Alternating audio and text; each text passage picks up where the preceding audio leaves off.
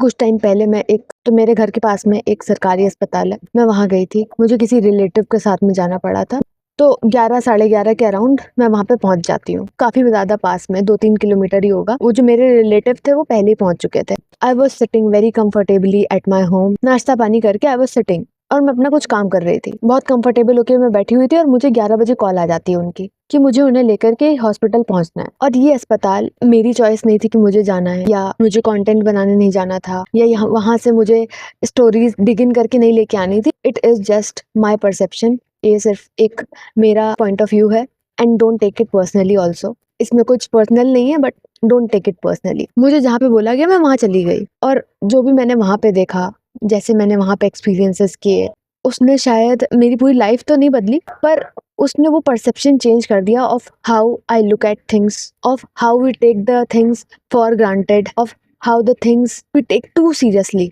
चीज़ें ऐसी होती हैं जो हम बहुत ज़्यादा फॉर ग्रांटेड ले लेते हैं, और कुछ चीज़ें ऐसी होती हैं जो हम बहुत ज़्यादा सीरियसली ले लेते हैं। तो इस चैनल पे हमेशा हम पॉइंट्स में बातें करते हैं, तो इस वीडियो में भी हम पॉइंट्स में ही बातें करेंगे। और it is not a philosophical video, जो कि बहुत सारे वीडियोस में मेरे कमेंट आ गया। शायद बताने का तरीका ही वो मेरा वैसा है, वो बिल्कुल भी मेरा इंटेंट भी नहीं है, और मैं वो चाहती भी नहीं हूँ कि उसे कोई फिलोसफिकल पॉइंट ऑफ व्यू से देखे। सिर्फ एजुकेशनल और इन्फॉर्मेशनल पर्पज से ही I think I want to portray my videos. और इस वीडियो का पॉइंट ऑफ व्यू भी सिर्फ एजुकेशनल और इन्फॉर्मेशनल होगा, ना कि फिलोसफिकल। जब मैं वहाँ पे हॉस्पिटल में पहुंची 11:30 के अराउंड, तो उसने एक्चुअली मेरा point of view perception change किया। और वो कैसे किया, आई लेट यू नो। अगर आपको कभी ऐसा लगे, क्योंकि बहुत टाइम तक मुझे ऐसा लगता था कि मेरे पास ये नहीं है, मेरे पास वो नहीं है, XYZ चीजें नहीं है, सामने वाले इंसान की लाइफ बहुत अच्छी है, और मोस्ट ऑफ द टाइम ऐसा ही लगता था कि जो हमारे पास में दैट इज नॉट सफिशिएंट। एक होता है कि literally that is not sufficient, और एक होता है metaphorically that is not sufficient. और अगर इन दोनों ही केसेस में अगर आपको ऐसा लगता है that you don't have any kind of privileges, you don't have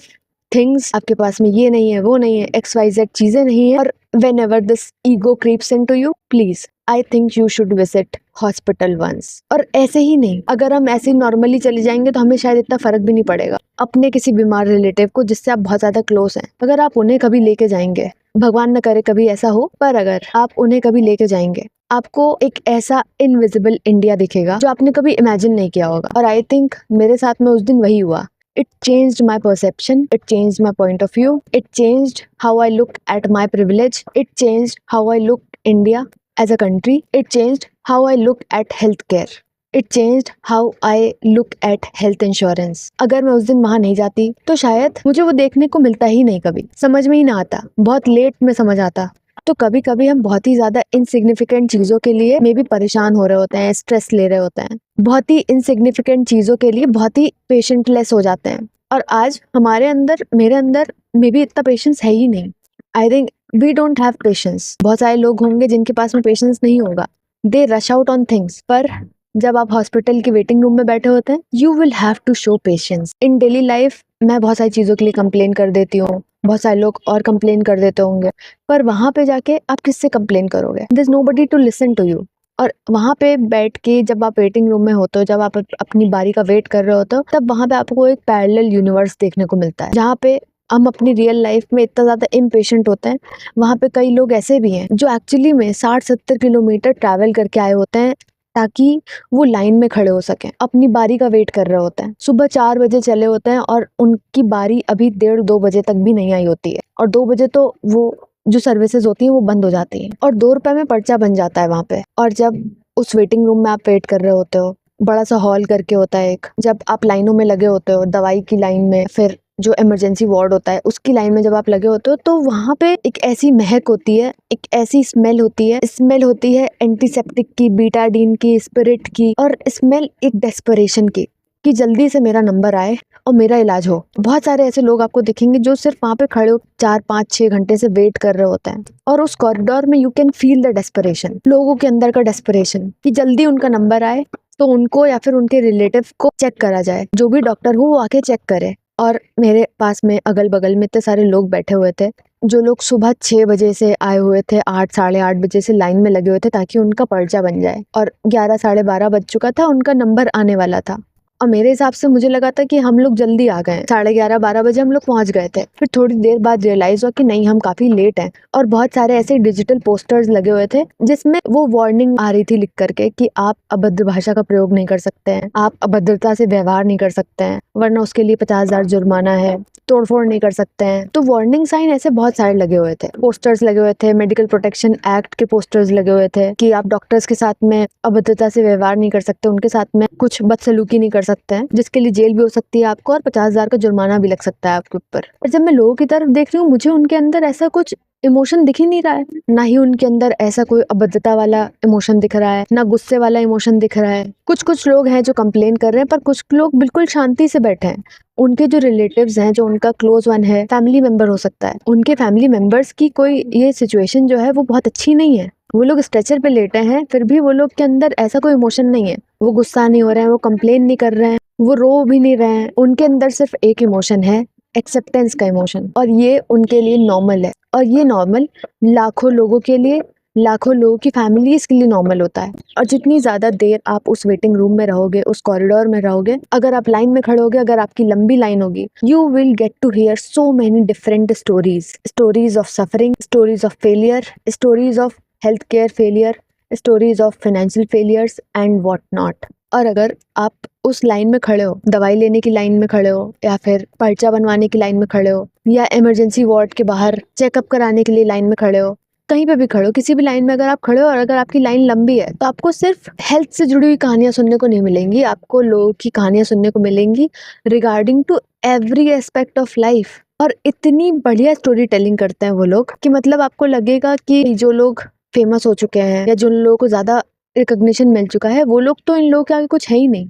ये लोग जितनी बेहतरीन स्टोरी टेलिंग कर पा रहे हैं, वो लोग नहीं कर पाएंगे।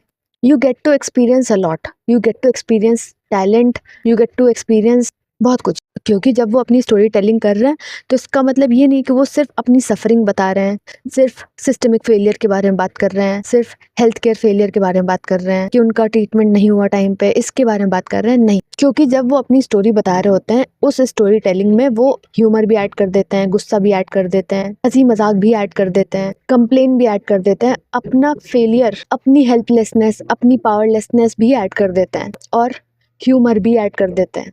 वो एक एक्सटेंट होता है ना परेशान होने का, लिमिट होती है कि वहाँ पे आपका हायर स्ट्रेस होगा, वो एक लिमिट होती है कि आपकी सफरिंग वहाँ पे हायर होगी। आपका कोई फैमिली मेम्बर है जो शायद इमरजेंसी वार्ड में है, किसी क्रॉनिक डिसीज से डील कर रहा है, स्टिल अगर उस मोमेंट में भी वो इंसान स्टोरी टेलिंग कर पा रहा है, जो एक्चुअली ह्यूमर ऐड कर पा रहा है, आई थिंक वो रियल वॉरियर है, वो ही रियल वॉरियर हो सकता है। अगर आप किसी भी हॉस्पिटल में जाओगे, चाहे वो सरकारी हो चाहे वो प्राइवेट हो, आप सिर्फ एक चीज करोगे, अगर ढंग से इलाज नहीं हो पा रहा है, अगर आपके मुताबिक चीजें नहीं चल पा रही हैं, आप सिर्फ वहां जाके कंप्लेन ही करने वाले हो, नथिंग मोर नथिंग लेस। और ऐसा नहीं है कि सिर्फ पेशेंट्स हैं, पेशेंट्स के जो रिलेटिव हैं सिर्फ वो परेशान है, जो डॉक्टर्स होते हैं, जो रेसिडेंट डॉक्टर्स होती हैं, जिनकी शिफ्ट चल रही होती है उस समय, वो भी बहुत ज्यादा स्ट्रेस्ड होते हैं। क्योंकि जितने भी डॉक्टर्स होते हैं वो जनरल वार्ड वाले, ओपीडीज वाले, फिजिशियंस, हार्ट सर्जन्स, मैंने उस दिन देखा कि दे आर एक्चुअली ओवरवर्क्ड।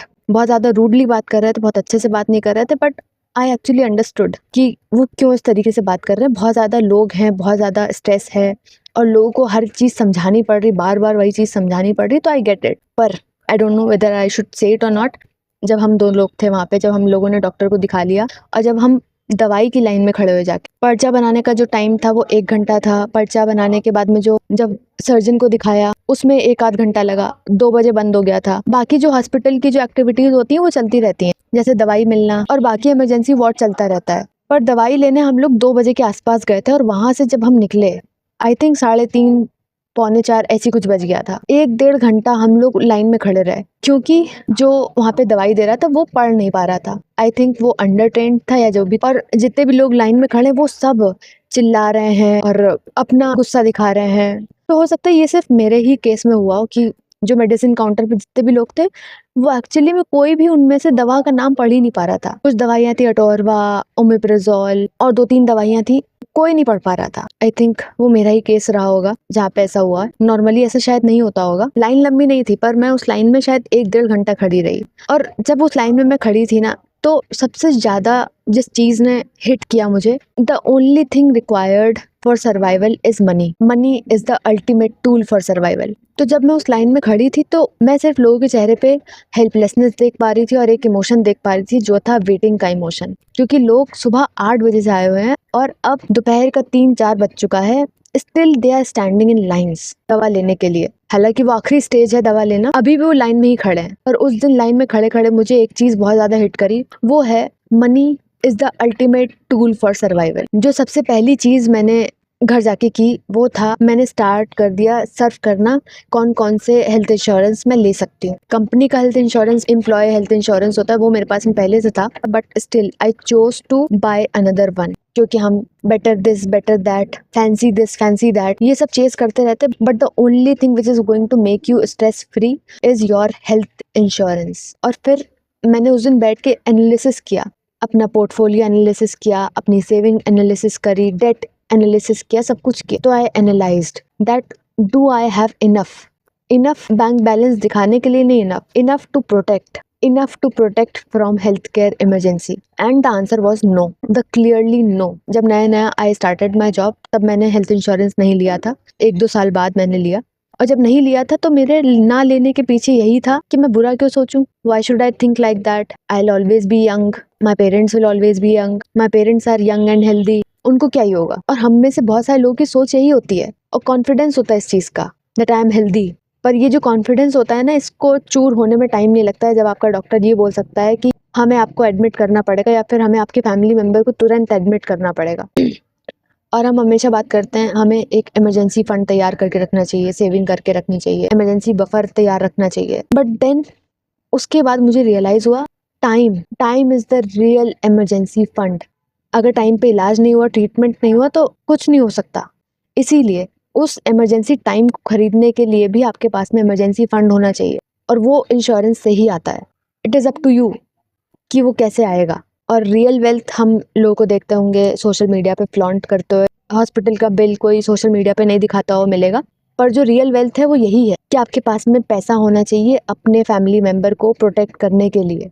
आपके पास में इतना इमरजेंसी फंड होना चाहिए so that you don't collapse financially. तो अगर आप एक अस्पताल गए हो तो आपको शायद मेरा एक्सपीरियंस समझ में आएगा, आप शायद मेरे एक्सपीरियंस के साथ में रिलेट कर पाओगे। पर अगर आप हॉस्पिटल नहीं गए हो और ऐसी सिचुएशन में आप नहीं गए हो तो डोंट वेट फॉर वन, तो prepare your self for the crisis, तब आप बाकी सारी चीज़ें सोचना। और यही मेरा एक पर्सपेक्टिव था। बहुत सारी स्टोरीज मैंने सुनी जो शायद मैं यहाँ पे नहीं बता पाऊंगी, और अगर वो सारी स्टोरीज जितने लोगों से मैं मिली उन सब की मैं स्टोरीज यहाँ पे बताने बैठूंगी तो बहुत ज़्यादा लंबा हो जाएगा ये वीडियो, और शायद मेरे पास भी कंटेंट की कमी नहीं होगी कभी, लेट इट बी। और आई नेवर थॉट कि मुझे पर्सनल फाइनेंस के बारे में एक हॉस्पिटल विजिट से पता लगेगा, जो कि मुझे पता लगा, और it was for good. I will see in my next. Okay bye.